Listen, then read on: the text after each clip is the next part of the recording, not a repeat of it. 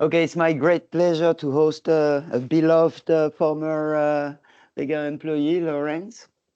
And it's also my pleasure to hear about I mean, that's really an exciting project, bringing IT to the lab, bringing digitalization right at the bench. It's really amazing what they're doing, and it was so successful from what I understood that it's been replicated and improved over time.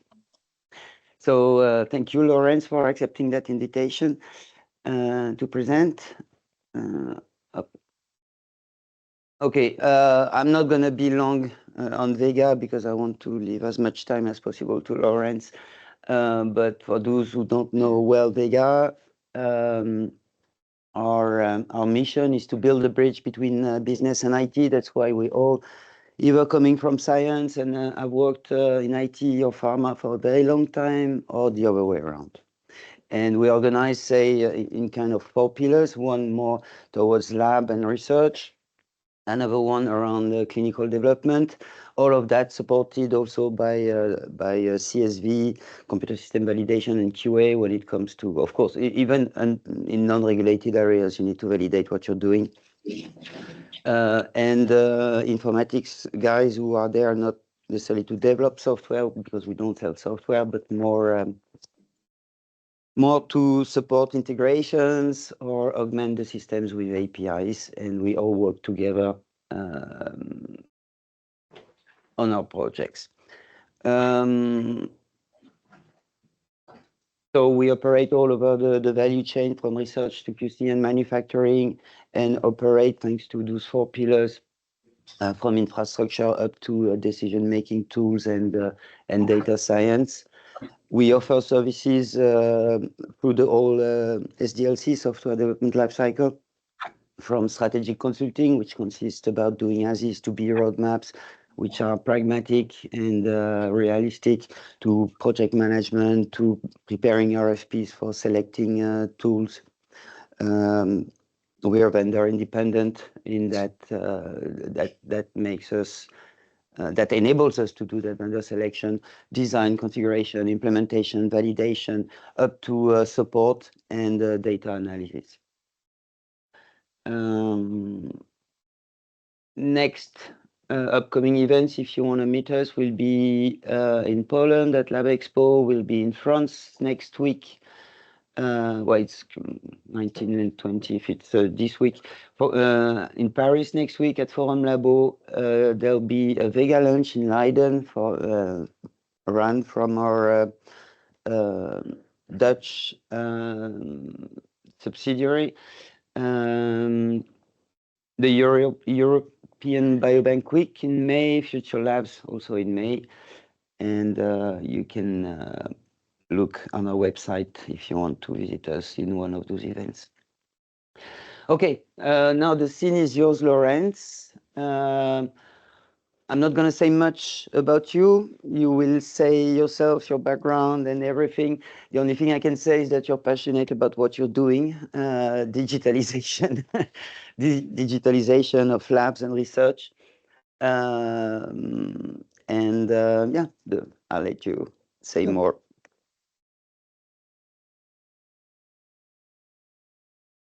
Hi, everybody. Nice to have you all here on this breakfast, and thank you for the invite of Vega, to invite me and giving a little bit overview of what we are doing here in the Roche.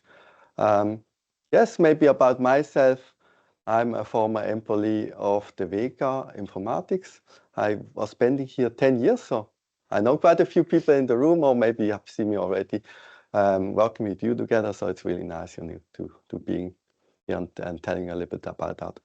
So about my past, I said I worked in the Vega already for Roche. So I did here several projects, always bringing things together. That was all the idea that we had. There was this project, as example, an internet project. We wanted to combine all the intranets of Roche, bring them all together. Then we did the opportunity management also to enable Roche here, to figure out what are the best companies to work together with us at the end. And also human resource, we try to go in an agile way to have this regular check-ins. So we did a lot of stuff to improve the way of working. And this is what we are doing in Roche. We want to bring people a better life over there. So yes, maybe a little bit marketing. So you have seen the slide before. There were a few events mentioned. So in Future Labs, I will be also there, with a friend of mine that I'm working together. We also are going to present about the lab.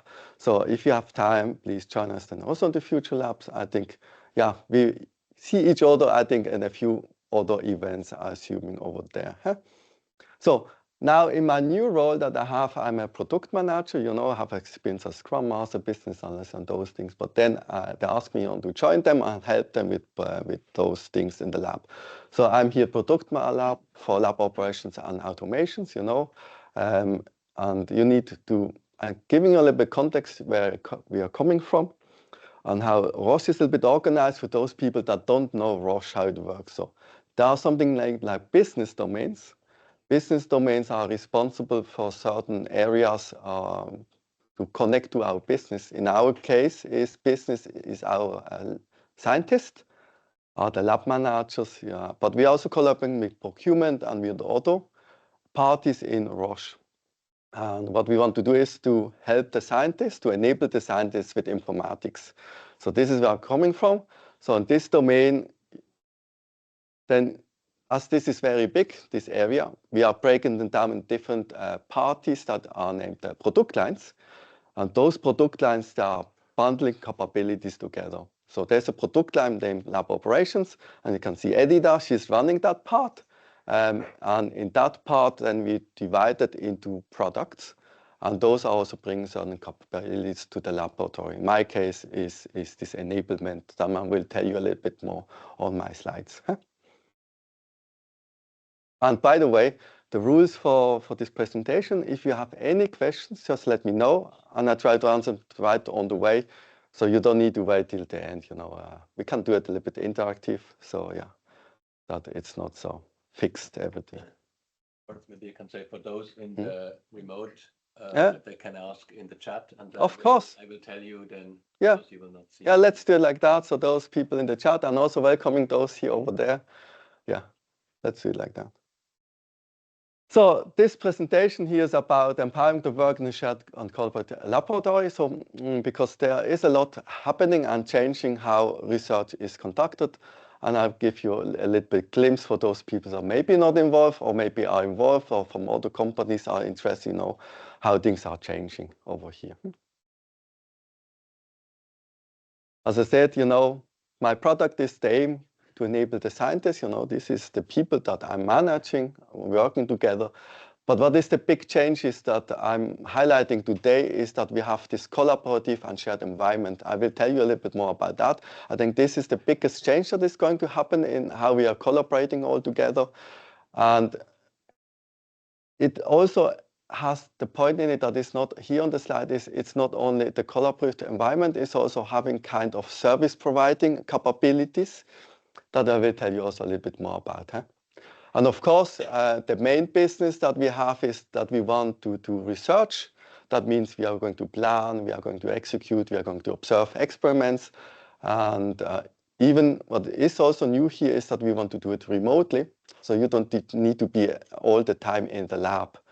This is also a little bit changing because with automation and making, or even, using computer-aided systems, this can be changed.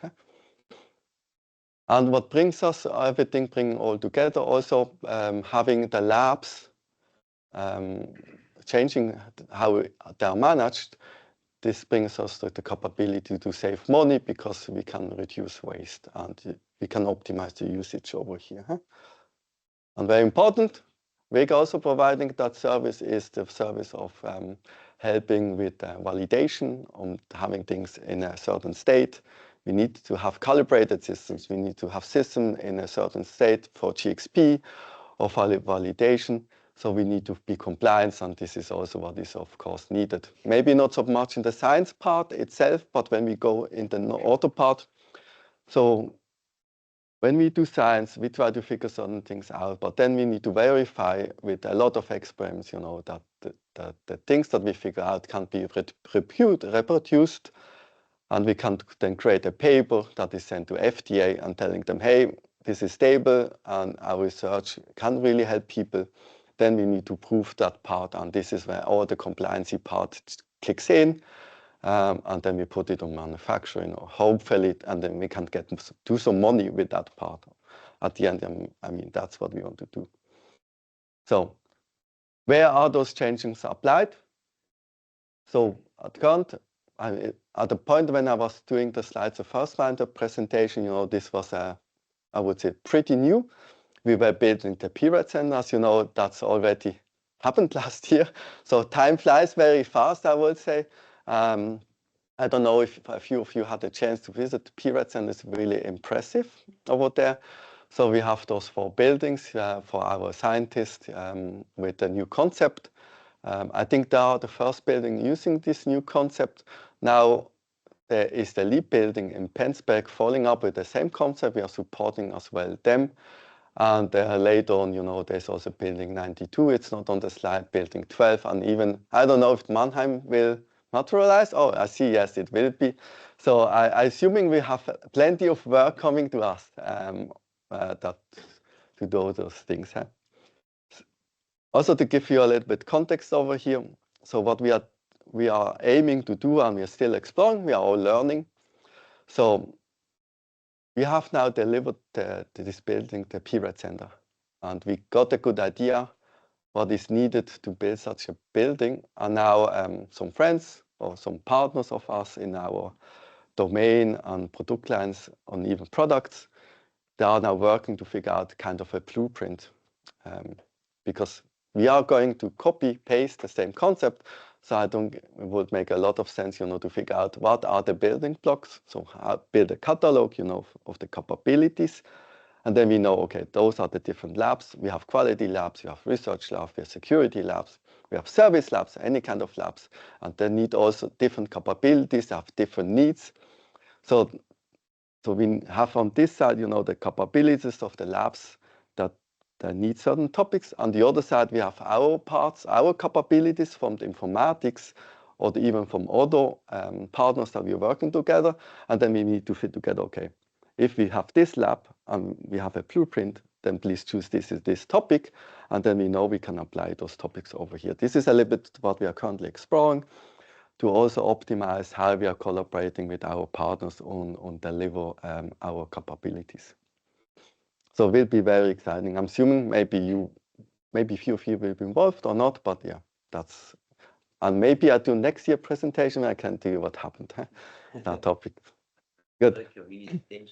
Yeah, I mean, I can update you. And if, as I said, if you have any questions, please let me know. Huh? So, yeah. How about US? In the United States, Gentech, assuming. We are, let's say like that. We have a very strong partnership at the moment with diagnostics and with pharma. At the moment, we are in discussion with GRED, and we are going slowly in that direction, and we are figuring out how to get there. I'm assuming also that we have now Wafa, our new CTO, assuming that we want to streamline, and we have the mindset of one Roche, bring everything together, being more efficient and consolidate certain things. Let's see how the future looks like. Huh? Well, maybe that's a topic for next year presentation. Good. So this is, I think, one of the main slides. And you all went to the same procedure. Remember when we started informatics, maybe if you are very young, but at least at my age, when we started with informatics, you went to a company, you worked over there, you have this huge computer under your desk, you have your fixed desk, where you put all your stuff. Every morning you came there and you worked, everything was prepared for you. Then, as you all remember, then we started to have the workspace a little more flexible. So we have the flex space introduced. So, and then you came to company because and then you could also work from home. So it didn't make sense that everybody has a fixed desk at the end. Huh? And then you had to book your desk, and then you could bring your laptop because everything went more flexible, more agile, and those topics. So this transformation that you all went through in the informatics, which we work around, the same thing is happening in the lab. Huh? So what is happening over there is, in the old days, there was some labs 4 people were working in a lab. You have your own reagents, you have your own instruments, you have your own consumables. Everything that you needed to execute your experiment was in this one lab. Maybe you had a good friend in another lab and your sudden reagent went out, and then you didn't have to panic. You just went to the next lab and asked the other one, hey, can you please give me this reagent? I went out, and then you get it. So, but you had to be connected, kind of. Also, IT systems were not so much enabled to share certain reagents, to share samples, to share the machines. There was already something like service provider, because when I was doing research, I was working as a technician a long time ago with molecular topics. When we were building our plasmids, you know, we manipulating DNA, so we were doing that stuff. In that point of time, even very long time ago, when we had finished, you know, building our plasmids, we don't have the sequencing machines because they were super expensive. You need to pay a lot of money. At that point of time, they were super expensive. So you had to send your samples, you know, to a sequencing provider that would sequence your data. You could check, you know, if your data was input correctly in those sequences, and then you could go into production. So already in that point of time. But I think this is coming more and more to be a kind of service provider. So what is the change in the lab? Is also a little bit, you have very expensive machines. And if you're not using those machines, we are wasting at the end money. So now we are putting those machines in rooms where you can book them, and then you can conduct your experiments. Also now, the same as happened in IT, you need to book your desk, you need to request your samples, you need to bring everything to one table, and then you can do your experiments. But this is really the same as happened in the IT a long time ago. Huh? And it makes, of course, all more efficient, because reagents, chemicals are sent local in a central storage, so it can be shared. Samples can be shared because they are centrally stored. Let's say like that. They don't like to share the samples because they are afraid of contaminations, you know, that they're not properly used, because samples, as example, human samples or cell samples or any kind of samples, it's difficult with them. If you take them out of the fridge, you know, you unfreeze them, you can destroy them. So mindset-wise, I think this is the most difficult part about the samples, to share them. Yeah. But I think you need to do one small step after the other to get there. This is a learning curve for everybody. So there is the space now, the collaboration space where all are all together working. What also changed in the old labs, when I was in the labs doing my research, I had my machine, my HPLC machine or this DNA multiplier machine. So I came to the lab and had also my office space over there. So I was preparing my experiment, making my calculations, you know, preparing everything, putting all my computer. Then I was doing at the same time, I walked 2 meters, I mixed everything, I made my protocol, and then I documented my experiment. This is also a little bit changing, because what happened, as you can see over here, is in this area here, there's this office space. So the document, and this is maybe something also a little bit challenging for the scientists, how you protocol if you have over there the space where you're executing the experiments. You still have computers over there, but there's kind of the space, office space, where you're going to prepare. You need to pre-order everything, you need to book everything, and then you walk over to the space where you're going to conduct the experiment. So I think that's the big change that is happening also here. And this is going to be applied to the LEAP building and to the other buildings. And this is really a big change for the people to get used to that. Okay, good. No questions. So, and there's also another change happening in parallel. So one is, as I said, sharing. The other part is the automation part. Huh? So when I was in the lab and I was doing science, also those DNA at a very early stage. So I have for everything, I had my own device. I had a mixer. I was doing my pipetting myself. The chromatograph. I had, to separate the DNA sequences. I have the shaker, and I have this multiplier machine for the PCR reactions over there. Huh? And of course, I had to measure if things were correctly. And you have all those things divided in your lab. But now it's going a little bit in a different direction, because now you can have machines, in pen spelling as example, all those steps that we are doing manually, they can do it now fully automated. They just put the regions over there. They say this is the plasmid, and then I said those are the enzymes that are cutting in a certain places, and then this is the DNA that you would like to insert. And then it will inject that plasmid into the bacteria at the end, the E. coli. Then it will multiply those bacteria, because you need to get a bigger amount of the plasmids. And then you need to extract it, and this is what you want to have at the end. And of course, you need to prove it. I assume the sequencing is not included in there, but for me, when I was doing this whole procedure, it took me a week. So the inserting, to clone and to scale it up that I have enough material, this took me a whole week of work. So now 2025, I'm assuming, we can fully automate that process. So it takes now a night. So you can prepare the experiment in the day. You tell the machine what you want to achieve. The next day you have the DNA multiplied, and you can already proceed to the next step. So this is what happenings at the moment. We are automating as much as possible over here. And we have to can run a lot of experiments. Also for assay development. So assay, for those that don't know, so this is a part of diagnostics. But as we have in Roche 2 kind of departments. So one is diagnostics. So here is about measuring, figuring out what is wrong with you.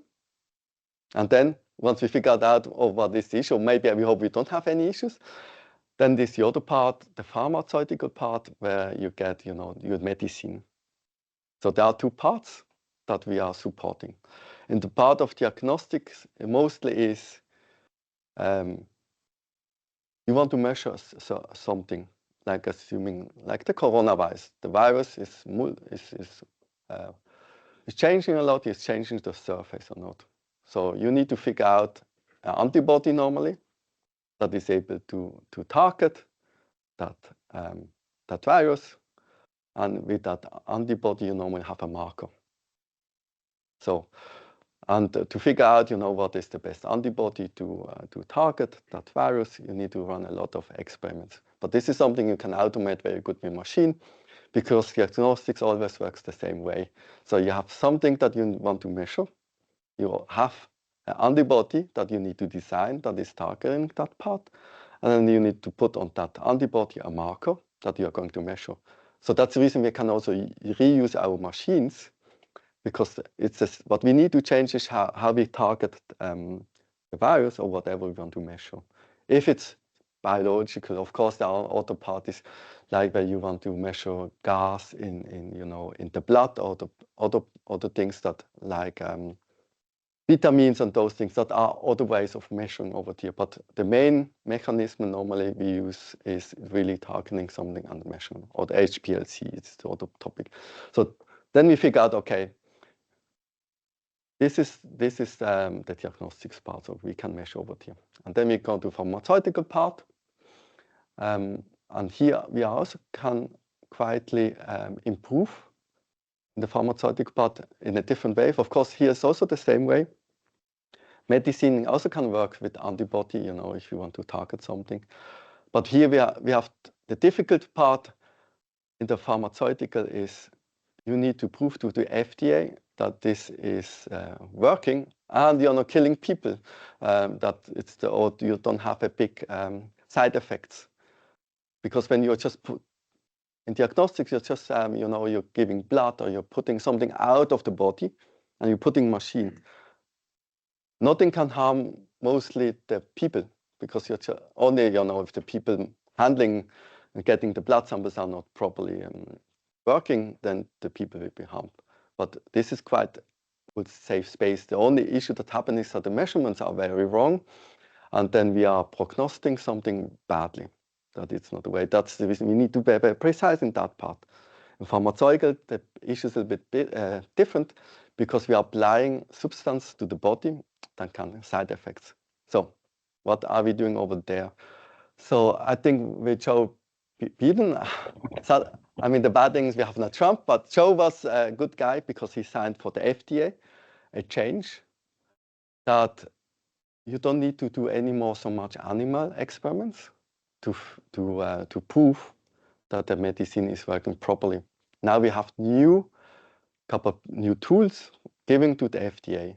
So and this is also helping us a lot. And this is also helping us to automate. You can very poorly automate animal stuff, because animal means you need to have those animals. Somebody needs to handle the animals. You need to feed those animals. Huh? So that's very complicated steps, and it makes it very expensive to work in that area. So what the new tools that we got over there is that we can have cells, chips, or lab in a chip, this is named. So what we can do over there is you have small chips, and you can grow in the chip cells, as example from different organs.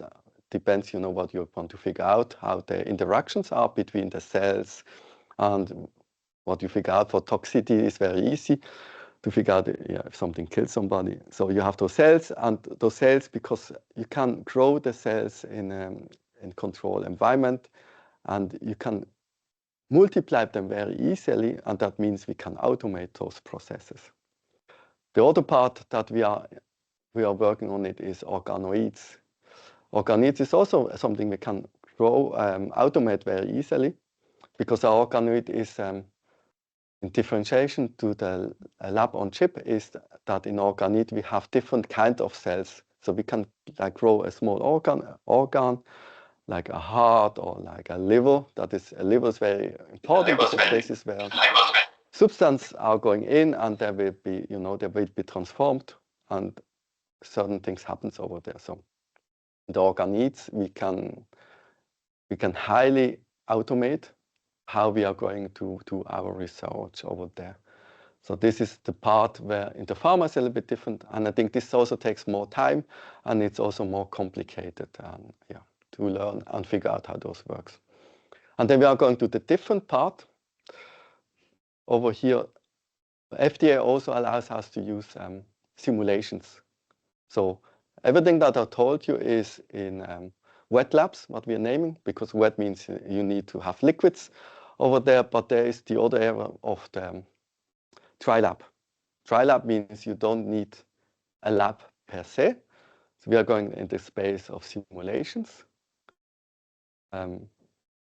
Because what you need to do is, as example, diagnostics, you have this virus. You can figure out how it looks like. And then you can use, not always is artificial intelligence the most important topics, but a lot of people like artificial intelligence. So you can use models to figure out how is the structure that you need to bind to that molecule. And you can already explore that in a computer model. And you can explore different ways, different molecules, and figure out what has the best binding procedure to it. And then you don't need anymore a lot of machines. I mean, this is also maybe something we will see in the future, that you do more simulations, then you need less automation, less fully automated things, because you need only one shot to create a new molecule. Before that, you had to try all the molecules in a machine. So you had to run all the different molecules, and then you were screening, and you were putting a lot of effort. You had to buy a lot of liquids, a lot of equipment, a lot of effort to do the screening. So this is where, when my point of time when we're doing research, we were looking like hell, and to find out those molecules. But with simulations, you already can design molecules in the computer. You need only one shot or maybe 3 shots and say, now I'm going to create that molecule. I'm going to figure out it fits, and then I'm mostly done. And then I just go from simulations in the lab on the chips to prove that it works. Then I go to organoids and maybe 1 or 3 shots with animals, and then I have my party that I'm pretty sure that it's going to work. And then I can go to human trials, and then I have a very good approximity to get directly to the market. So this is the things that we try to change. We're putting our effort, and yeah, I hope I can also help with here, to prove that part. So as I said, a little bit, insights. So what we are doing is, in my part, I giving you a little bit over, how this holistically looks like, how Roche, gets things to the market. And this is what we want to improve. Of course, I'm doing only a very small part of it.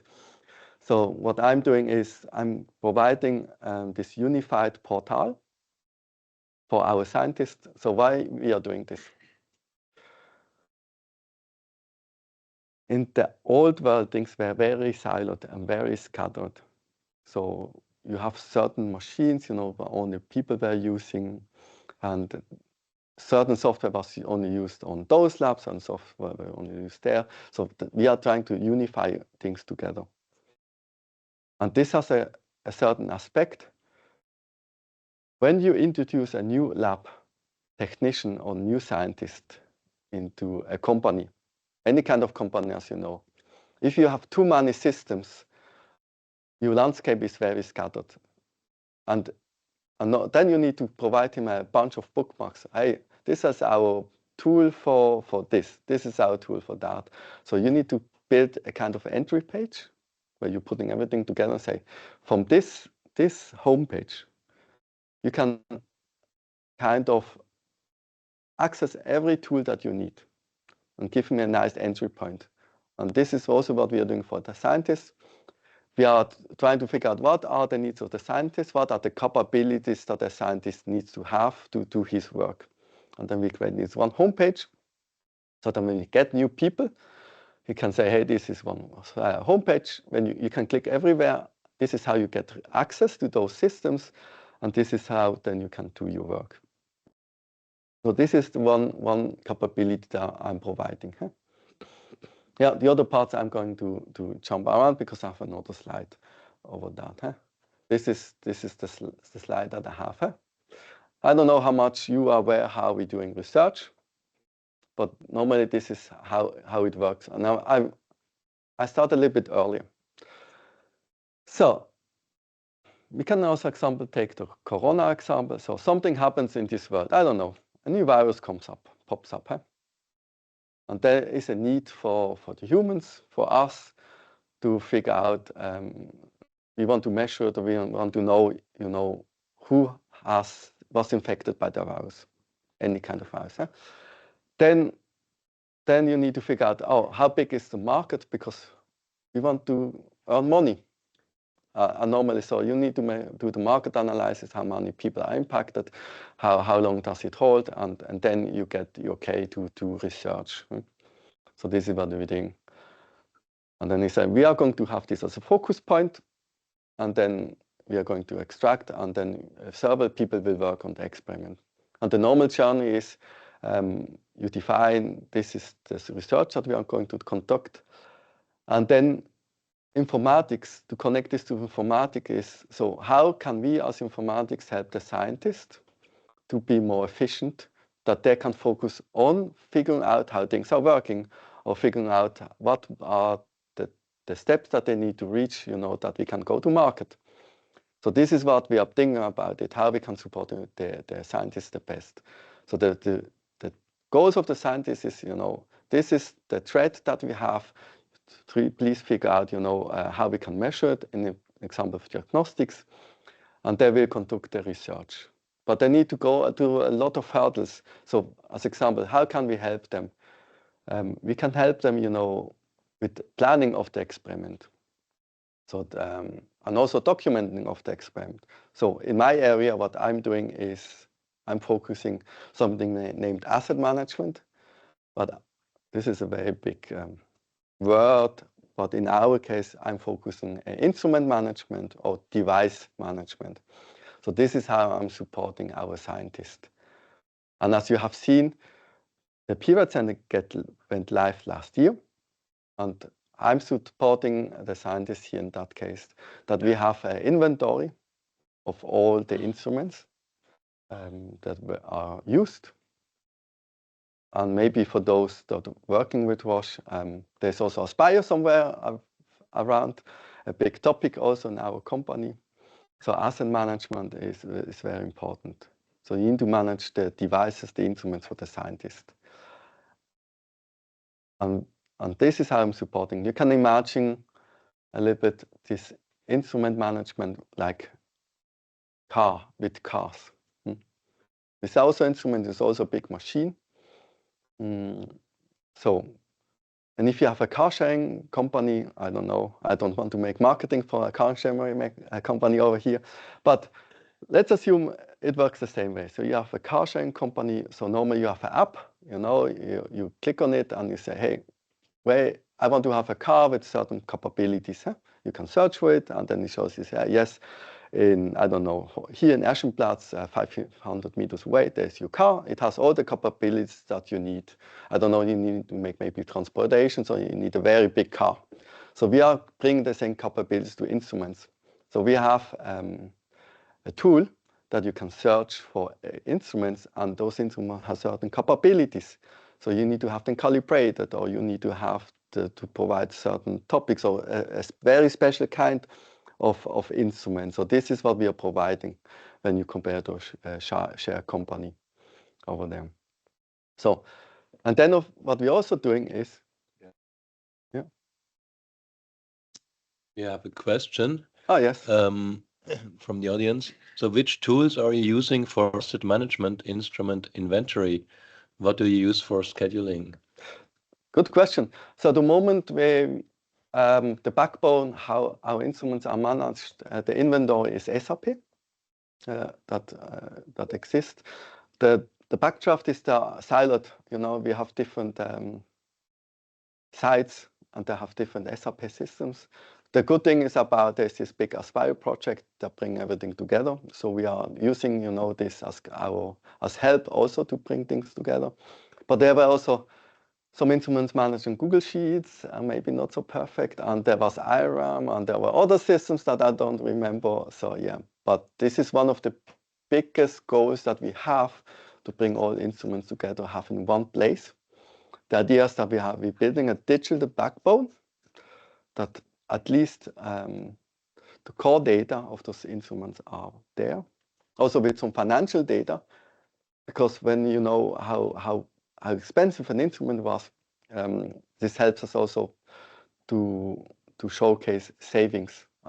I'm coming to that part, what is the benefit, of what we are doing. I will explain that in a few minutes. So let me finish now and jump into that part of the car sharing companies. So you can book those instruments. And also for booking, there are different requirements. Scientists have a little bit more demands, let's say that, as other people. So you can book them. And then you have the whole historical data. And then we come to that part, because when you have the historical data, how often the instrument is used, and you have the price tag, and you figure out there is a lab and you have a 3 sequencing machine and another machine. And those 3 sequence machines are fully booked. But the other machine that is there, nobody's using that machine. So it doesn't make sense to keep that machine. So this is how we want to make it more efficient. So we are measuring the use, how often something is used, and then we can start to optimize the lab. Or to figure out a lot of people are using this machine that is in building there. The same machine is in that building over there, or nobody's using that machine. So maybe we need to do some trainings to the people, telling them, hey, there's also a machine maybe over there, or we need to think about how we need to move that machine to the other building where it's used more often. So this is the benefits that we would like to aim by introducing that software that we can share and see how things are used, and then we can start to optimizing. But also lab managers they have now tools that are telling them that they really need to buy a new device. Before that, without measuring, you just had your feelings and saying, yeah, maybe. Let's spend the 5 million, I don't know, for a machine. But you could not really showcase that the need to having some new machines. So with giving the right tools and having the ability to measure the use, how things are used, and that we can really optimize and showcase that money is used wisely, and we can also make decisions based on data. This is really a grateful tool. Yes.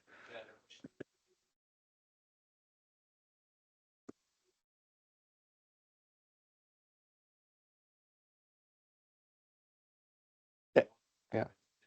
Mm-hmm. That's a good, yeah. Can you repeat the question because of the microphone? So. Yes. So the question was about where you define the threshold, which instruments should be in the inventory or the threshold of money. So Vortex as one on the one side, and on the other side maybe HPLC, a sequencing machine. So the aim is here to have every machine in our system. So assets, pipettes, and all those things should be all there. Because those are all lab equipments, and even a Vortex needs to have maintenance or pipettes. So this is the other part that I did not mention. So the same if you compare to a car. So a car is a very, let's say, you can kill people when you're not running your car properly, or you can make an accident. So that means you need to maintain your car properly, because if you have an accident or something happens, the insurance company will check. Have you properly maintained your car? Have you have the correct wheels on it? If there's snow and you're slipping and something happens. So the same things applies also even to our Vortex machine or to our pipettes. So behind every instrument or asset management, it means you need to have a maintenance plan. There are something like regular maintenance plans. Check your cars. You need to go after every, I don't know, 10,000 kilometers, 100,000 kilometers. Quickly need to check your car that everything is fine. So the same applies to every machine. Even to a coffee machine, they have maintenance plans. So in the big holistic view, in asset management, even a coffee machine is in the systems. What I'm doing for my part is from this big system where backbone sits, I'm only extracting the data of the instruments for science and research. I'm only focusing on that part, but I'm pretty sure somebody's taking care about the coffee machines. So there are contracts over there. We have our contracts, to maintain those machines properly. So that's a very good question, because we need really to take care about everything. Even tiny things that you think are not important on the bigger context, that can kill our reputation. A pipette is not properly calibrated. You conduct experiments with that, and then we try to verify, and then, the calibration was done not properly. Then we can get issues because we get into compliancy problems at the end. And then everything jumps in, compliancy and all those topics and legal. And we want to avoid those topics. So we are really taking care that everything is managed properly. Good. Yeah. Lorenz? Yes? Well, not directly related, but there was another question about mobile devices. How do the people access the systems? Systems. Is it mobile? Yeah. So I repeat the question. So for those things that didn't hear. Should be okay. Good. Then I'm happy. So the mobile question. We are changing. So there were a time, as you're all aware, also in all the informatics company, things were managed locally. So you have your own server rooms in the company. Everything was closed, and you could not access those systems outside, or you need to have VPN connections to make them accessible. I think the shift that is happening is that we are going more towards those service providers' cloud enablement. Because the systems running as booking solutions, you don't need to have them locally running. So You even maybe could go to service provider. So this is something you need to figure out, you know, the benefits, how much money you want to. But pretty sure is that the system should be as much as possible running in the cloud. And the question about the remote, yeah, if the systems are in the cloud, of course, you can access them remotely. Maybe there are certain very, very special systems that need to be protected, but no, the aim is really to go as cloud or mobile friendly as possible. Also coming back to the question, we were about dry labs. So conducting research in modeling, in simulation, you don't need any more devices, you don't need any more hardware, you don't need to run experiments, you know, locally. So those explorations can be even done in the cloud, and you need even the cloud power, because this simulation needs a lot of CPU or GPU power.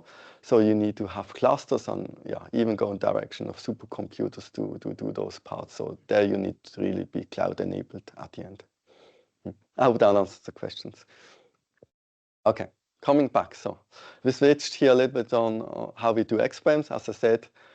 So we have the maintenance part. So this is what I'm managing, also to have those last people. So what also helping the people with my systems is the booking systems. So you need to book also rooms. Also you have here, as example, in all those companies, you need to book your desk or you need to book your room. Then we have all the request enablement for regions, consumables, you know, everything that you need to conduct your experiment. This is a part that I'm supporting our scientists. And now we are exploring a little bit the part about how we can enable other labs to be service providers. So as you say, I want this sample or this and sending this over, and they're going to measure that doing the experiments, and they're sending back you the results on the service providing concept. But yeah, this already existed in old days. And there are some things in between. We have, as very experienced technicians or scientists, it makes sense as when you do, you have one sample or one experiment that you want to go to a service provider, and they do it for you. This is when you are not very experienced to use those machines. But some scientists are doing them very often. So there's this things that could be also great, so that you are going to train those people that could also go to the service lab. You train those people in those machines how this works, and they will conduct the experiments itself. So this is when the software gets a little more complex, because you need to have the capabilities to also to help with those different levels, you know, of knowledge that we have. Sorry, there was a question about, is the stock management done real time? And maybe we could add, is there the idea of stock optimization, automated reordering? Mm-hmm. This is a bit out of my area, I must say. Let's say what I'm providing is the software. But what I can tell you is there are certain, on every floor of those labs, there are consumables, and you can take them, and there's a button when you can press on it, and then it will automatically, you know, send a report, assuming there's something in behind logistic systems, and then there's also central storage on the same room. Maybe they're moving from there, you know, to that to the floor level, and for sure there is some automation happening there. Yeah. No problem. Good. Yes. Let me check. So over here, you know, we have the remote and experiments, as I told. We have the electronic shop. Now I told you a little bit that we need to document everything to be compliancy. I told you about the lab space and equipment utilization and optimization part. And maybe what I missed a little bit is the reporting part, where I told you when you need to conduct a lot of experiments to do the verification, and then you send them to FDA, and we get them the approval, and then we can go to market. So this is everything that we need to support over here to help our scientists. I think where we are learning a little bit is because what is maybe a little bit a challenge is that we have the space where the scientists, technicians are doing the experiments, and there's the office space, and you still need to do documentation. And as examples, what we have, follow me. This is a virtual desktop that where you can have the same environment. You can move it with you to the lab, and you can do your documentation over there, and then you can move it back to the office space. So this is the things where we are optimizing, and I mean we need to make it as easy as possible to document the experiments. That's a very important part to be compliant. Yes. Yeah.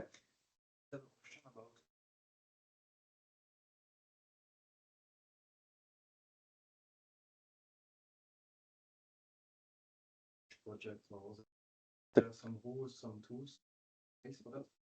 Sorry, I'll repeat the question. So the question was about how we are going to manage booking to avoid the concurrency issue over there. It works the same way in the database. So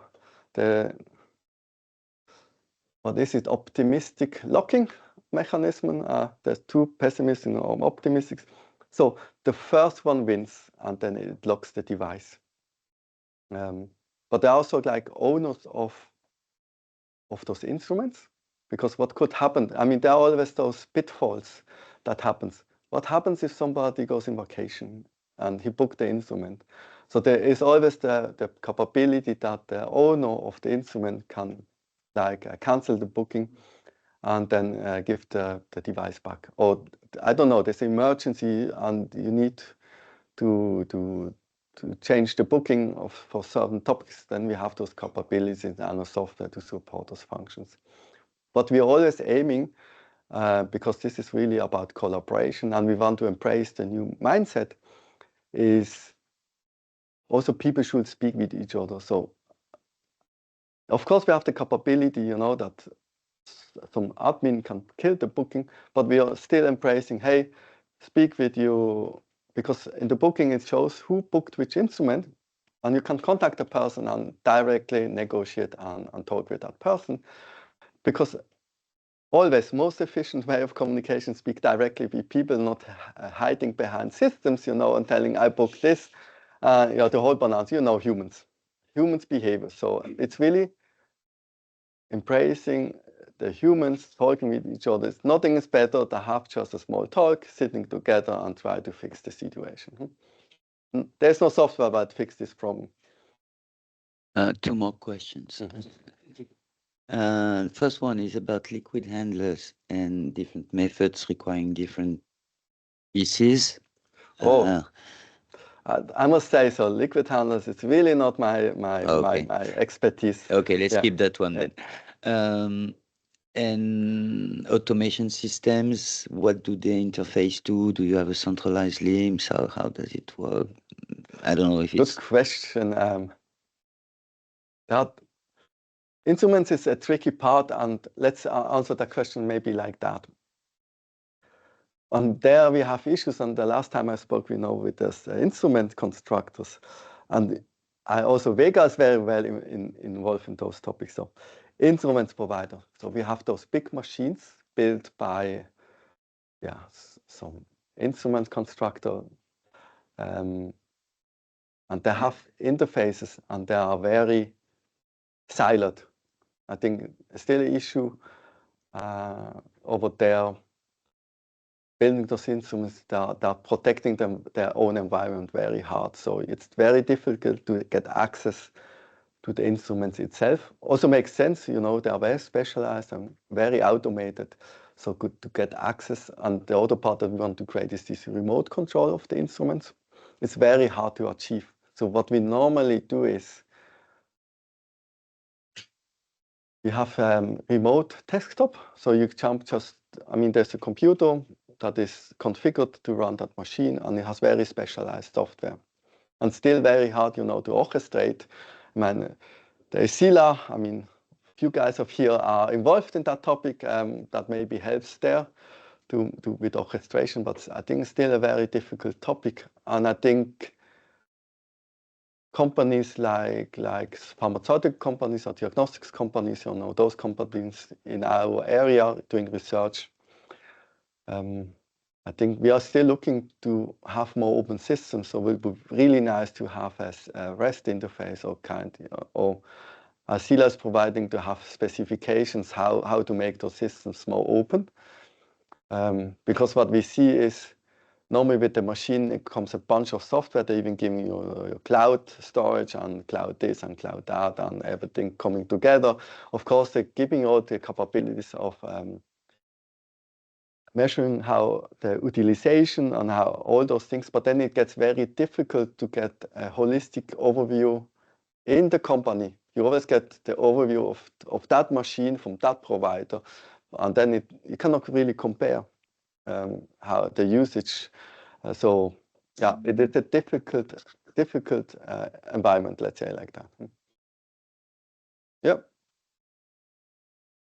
Good. Yes. Another question regarding more the acceptance in explaining the goals of your software, especially regarding maintenance. Your objective is if your all instruments possible, or as many as possible. On the other side, maybe going back to the threshold question is about equipment. Some it would be helpful for the scientists to actually boot light machines. How is the acceptance of the use regarding the capability, which may not be necessary? Good question, but with the new, it's the same like informatics as I told you with the tasks or not with your laptop. I think at the beginning there were the people that just, even if the task was bookable, they put the photos on there and to highlight this is my task on certain topics.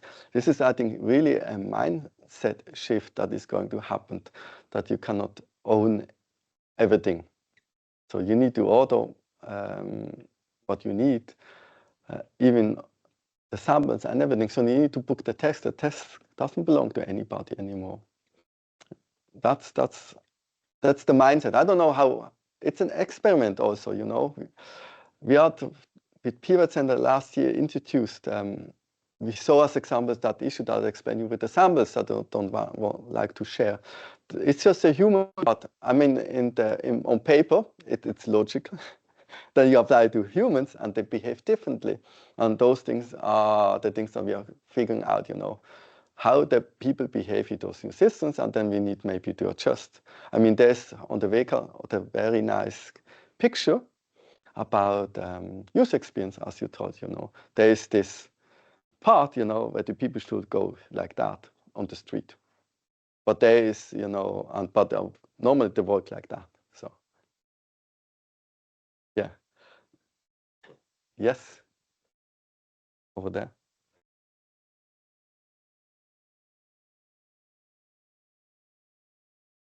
Example, Roche, who is the major driver for regarding this or a top-down thing that is coming from the management, or is this really, let's say, the scientists even that say, whoa, it would be share stuff? No, I think. Okay. Then you must now share stuff. Okay, I can reflect a question. Who was the driver, you know, with the task optimization when it was decided, you know, that you should not share the task? It was not, I think, the people, because people were very much afraid, you know, to give away their own tasks and you know, to work in that community way. It was a top-down approach as well there at the end. Because you will not change how you work if nobody tells you that you need to change it. It's very hard to come together and make together a decision. So also the same way applies over here. Yeah. First here. Okay. Yeah.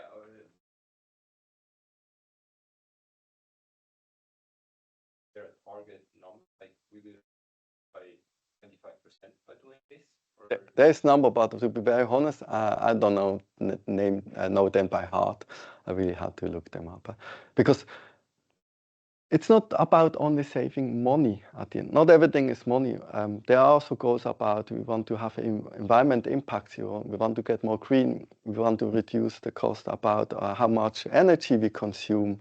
Of course, this will save us money, but it's not only that it's fully about money. It's really to have an environmental impact, and that's very important for us. Yeah. Okay. I saw there over there was a question. Yeah.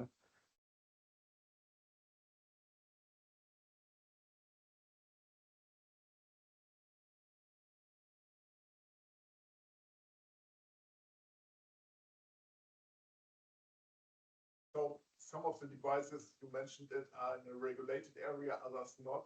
So I think this is also stored as an information if somebody wants it. Yes. Exactly. So, and some are calibrated, of course. And Yes. some are validated. Yes. Yes. Which is the difference. Everything correct. Yes. Yes. Yeah. So there are access restrictions then for some.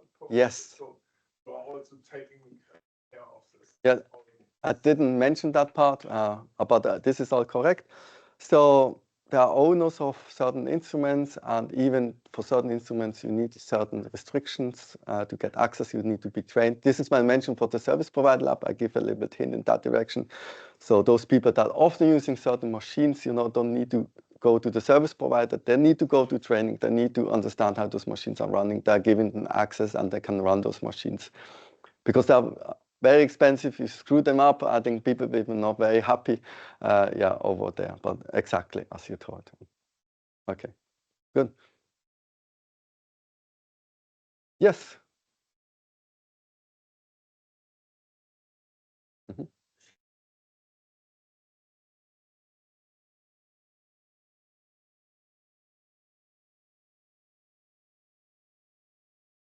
System that you make sure that the top doesn't end in ice will become the top doesn't know how it does.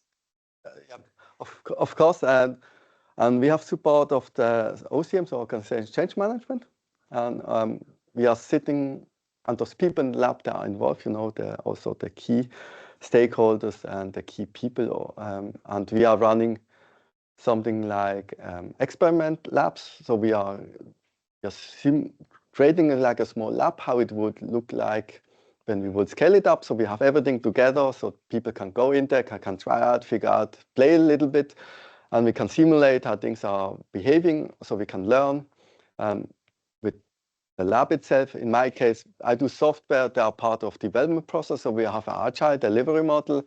So there are steering committees on the higher level, and then we have the people, the SMEs, subject matter experts. With them we are collaborating together.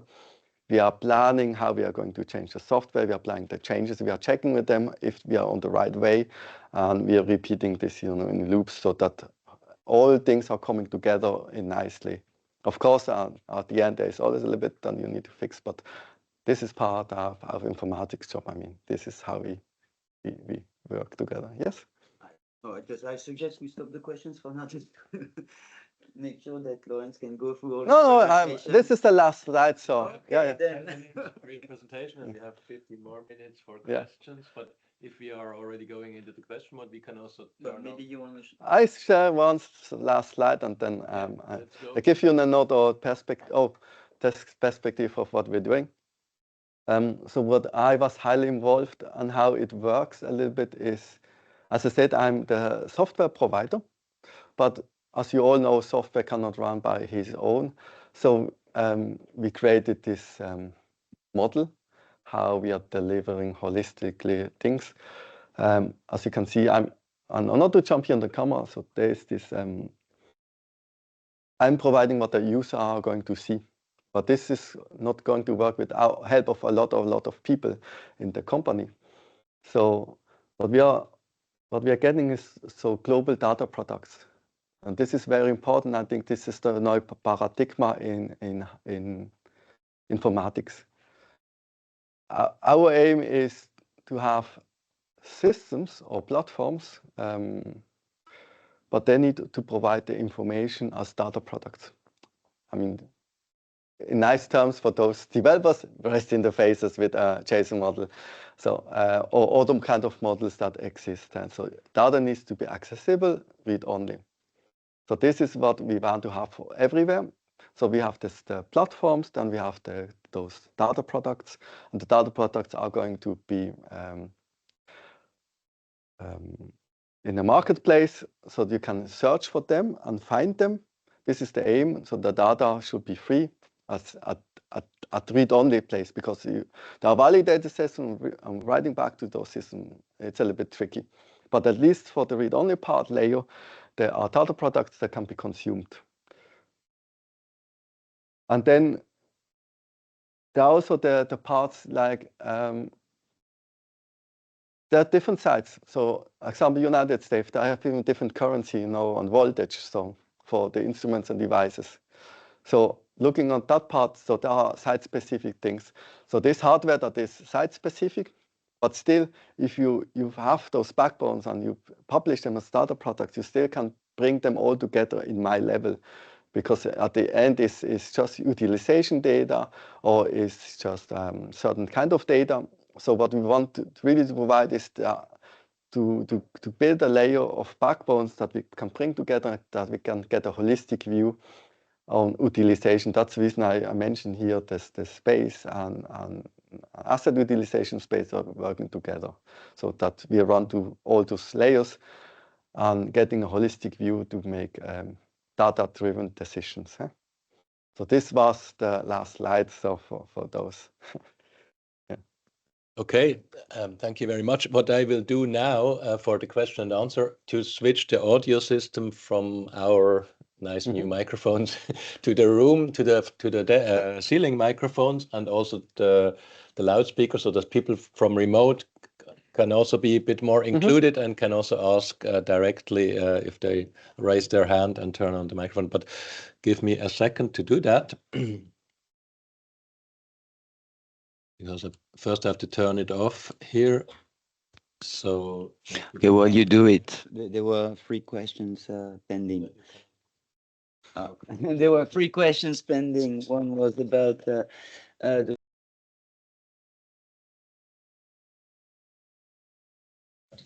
no one can hear. Yes. Now, yes. So there were 3 questions from the people connected. The first one, very detailed one, the update of the stocks, is it automated, is it manual?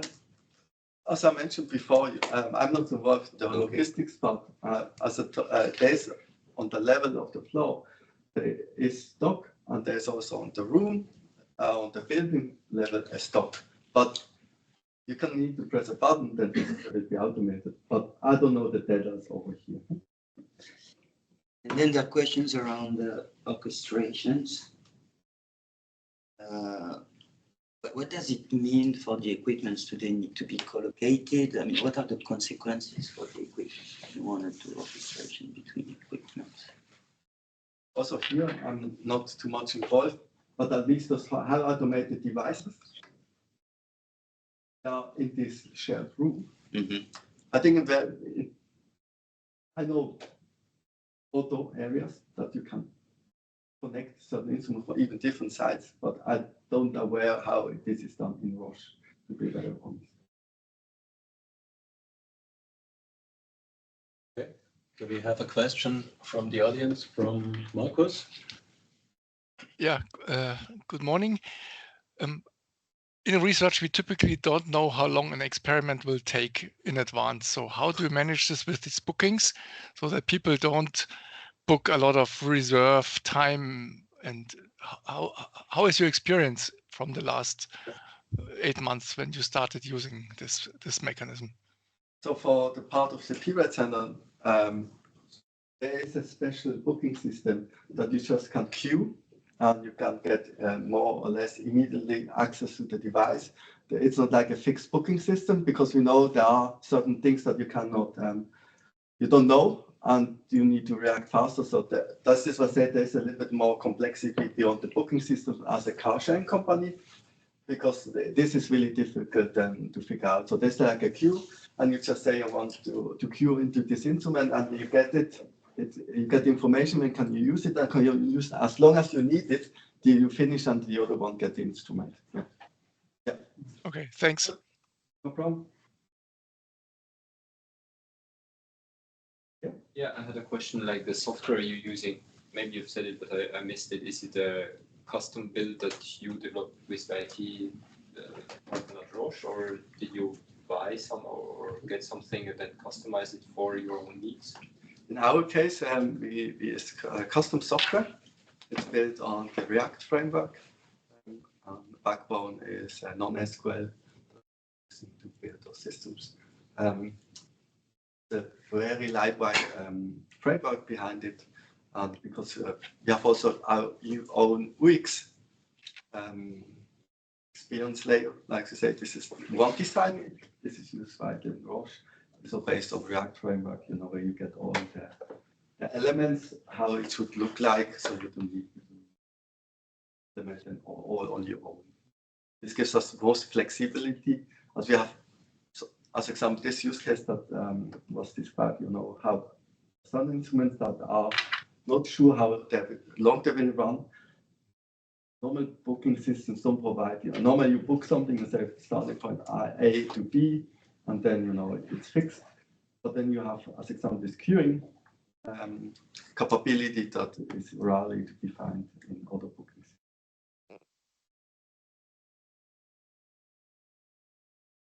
Okay. Just another question. Yes, please. Again, to the validation issue now for the in silico models.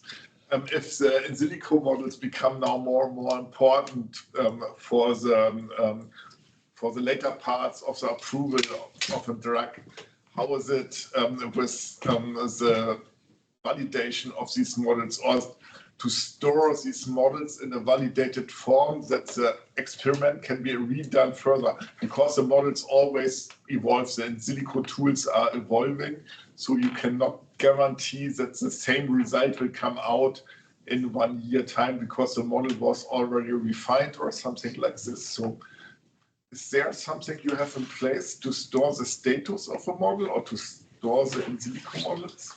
I'm, to be very honest, not involved in the silico models, but maybe I assume how validation works. The validation also means that you can verify something. So assuming you have on-chip systems, so you will run an experiment on that on-chip model. Let's say generation A or generation 1, that's silico model. You need to prove that it behaves always the same.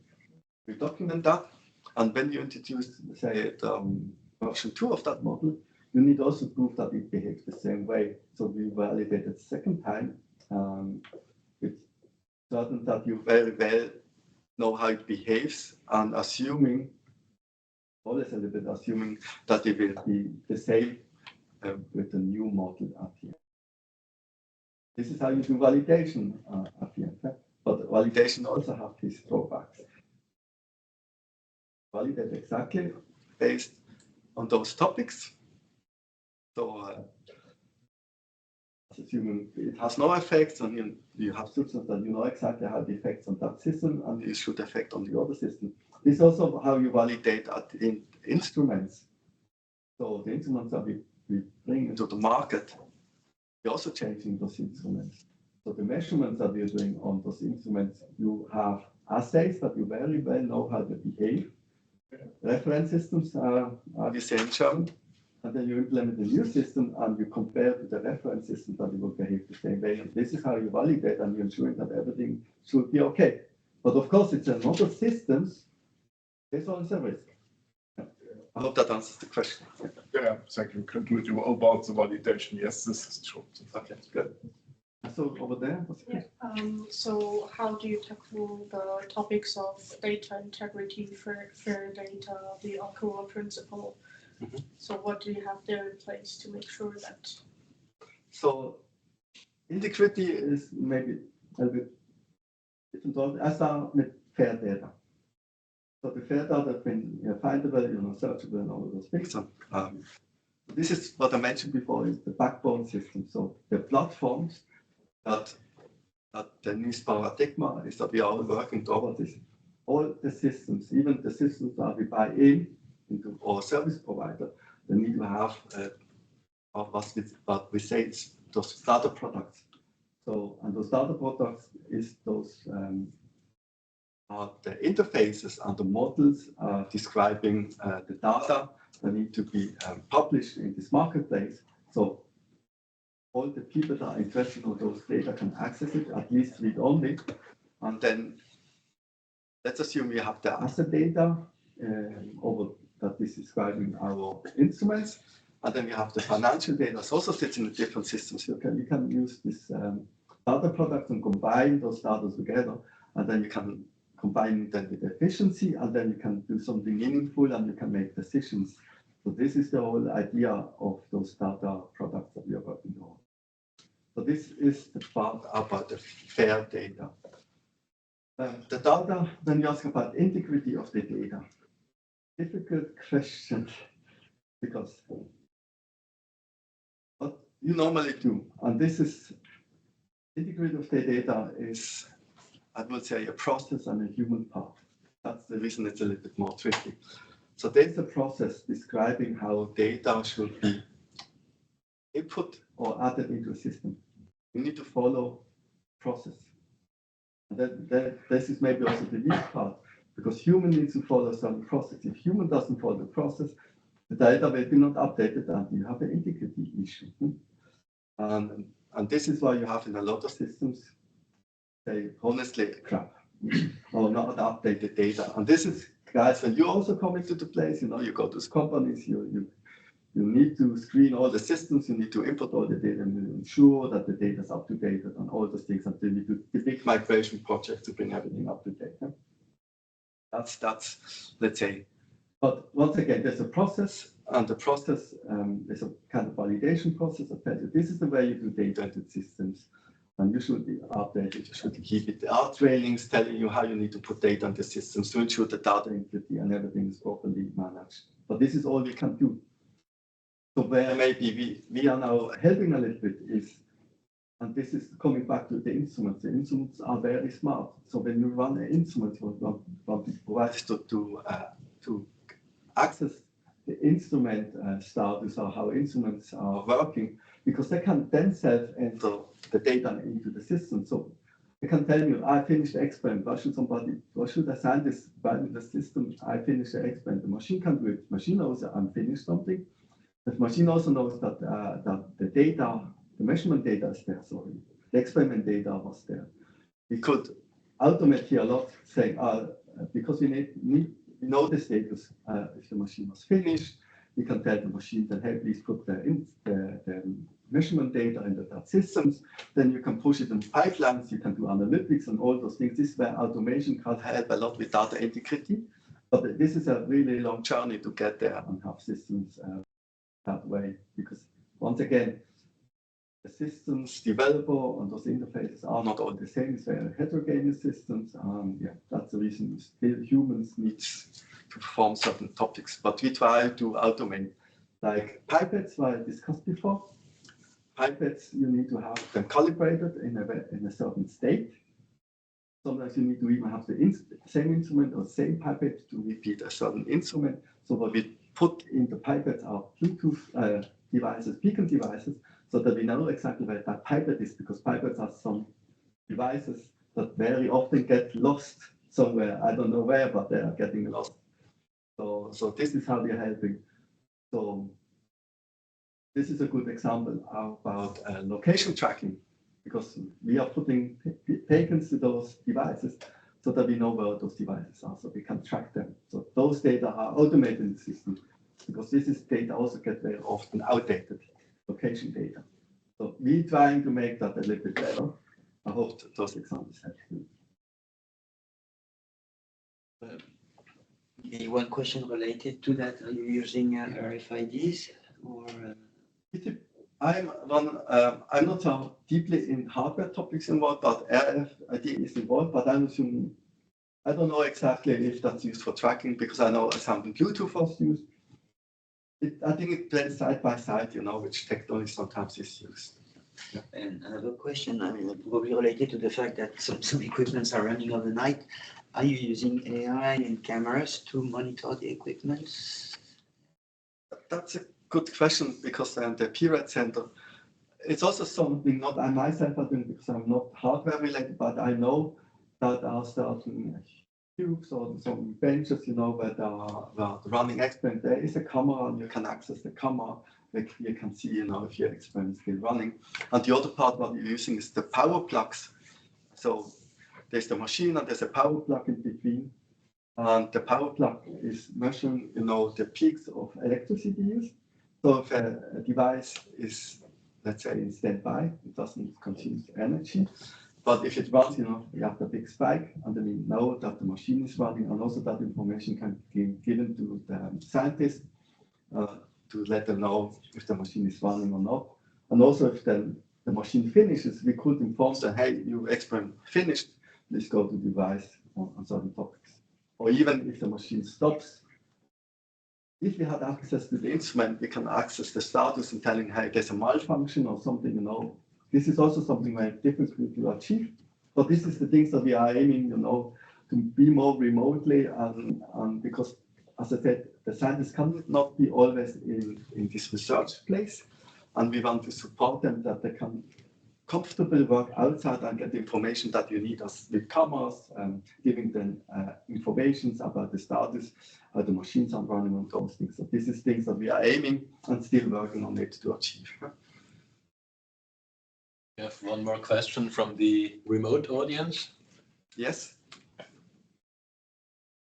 Hi, thanks, Christian, for the given details. And my question is about assuming there is some internal audit kind of policy or procedure in the company, and do you have any software to manage the internal audits, not only in one location, but assuming the multiple locations globally? So I try to answer the question as best as possible, at least from my space. Thank you.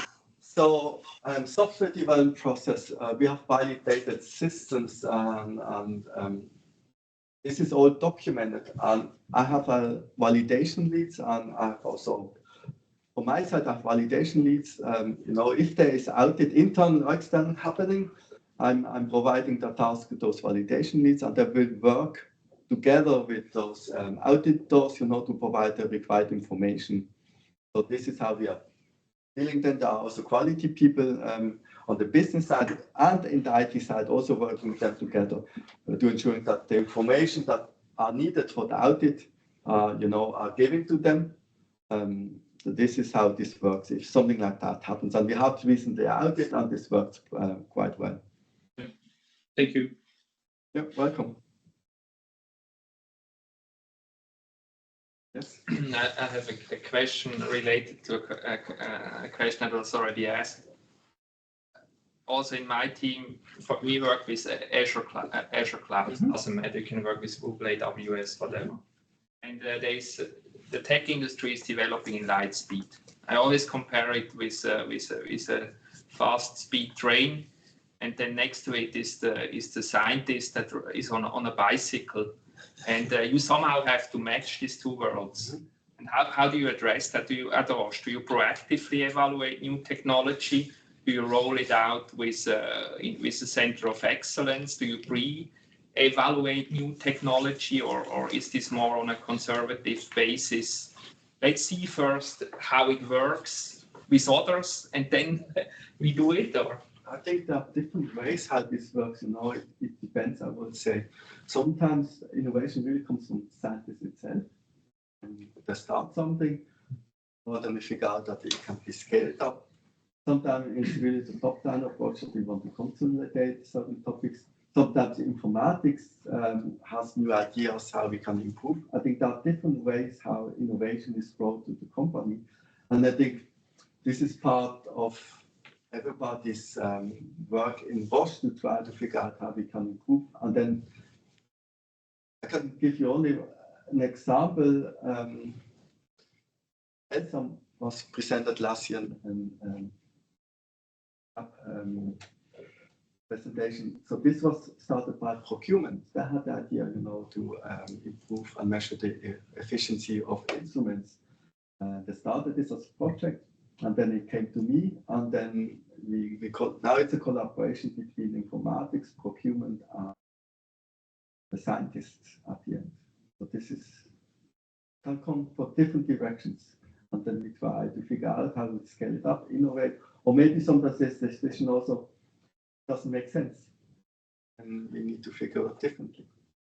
I hope that answers the question. I think there's no really that it comes from one direction. It really depends. Yeah, for me, it's usually, you said once, you simply have to validate it newly. Validation is for me always an effort that I have to justify. And when I see, when we stick with a certain technology, but Microsoft, etc., Jeff Bezos and Elon Musk's come already with the next generation of technology, it's always difficult for me to make an assessment whether we now jump on a new technology or not, because I know this new technology might already be outdated in the next year. Maybe I need to give a different spin of the answer. So for us, is we should not look at the technology. Of course, it's very important because the technology is going to support you for certain capabilities, but you should not jump into something because the technology changed. You need to do a change if it's going to improve the time to market, or it's going to improve something for the scientists. You can save time, you can save money, or you can make it more efficient at the end, or you can reduce waste. And then this is what you need to solve. And then the technology should be the next thing to look around. But I think just because there's a new technology, you should not change. You need to have a very valid use case to do that. I mean, there are certain topics that when you say, yeah, we are going to change now to everything should be cloud-based. That was maybe a change that came to us. That was more technology pushed change. But they also were benefits because our scientists, there was a valid use case also for scientists. They can access the systems now when Corona could not go anymore to work. So there was a valid use case to push the systems to the cloud and make it accessible from the internet or from somewhere else. But there need to be valid use cases to make those changes. But once again, it should be not technology. If Elon Musk brings tomorrow a new technology, I should not jump on it. Should evaluate what is the benefits, and then I should do it. Instead, people are leaving, so they won't benefit for whatever you would say. Well, well, many people are thanking you a lot for very inspiring, very open, and I'm sure it's the same here. You really appreciated the exchange. Thank you again, Lorenz. So, and the next invitation in 1 year from now. Good, sounds good. Thank you.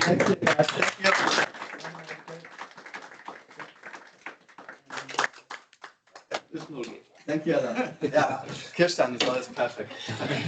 Thank you, guys. Only for experts. So have a nice day. See you. Thank you very much. Thank you. Good to have you back. Yeah, no problem.